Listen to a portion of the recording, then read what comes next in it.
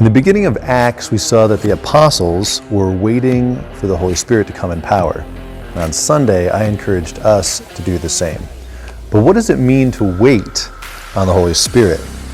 The simplest way to answer that question is to think about the roles that we play in evangelism. Many of the methods of evangelism focus on us being the ones who are the driving force, human beings being the driving force in evangelism, right? We're the ones who are connecting with the lost. We're the ones that are setting up the Bible studies. We're the ones who are giving our testimonies. But if you think about it in that vein, then we're the ones leading and the Holy Spirit is waiting on us.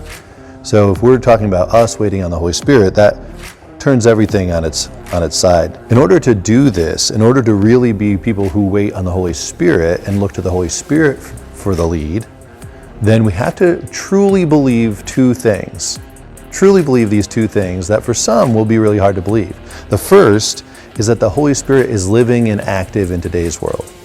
Now Jesus in John chapter 16 and verse 8 says that the Holy Spirit comes in the world to convict people of sin and righteousness and judgment.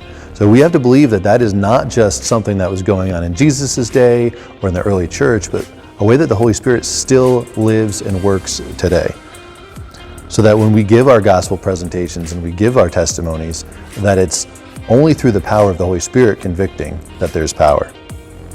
The second thing is, we have to believe that we can actually hear the Holy Spirit now, today. It could be words, it could be prompts, it could be nudges.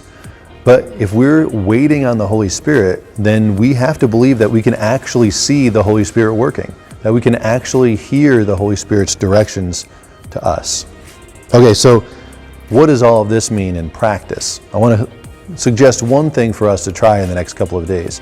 Back in 1 Samuel chapter 3, Samuel is still learning to hear God's voice, and his mentor Eli tells him, when you do hear something, just be still, lay down, and say these words, "Speak, Lord, for your servant is listening."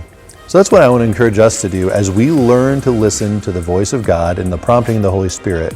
May our prayer over the next couple of days be, "Speak, Lord, for your servant is listening."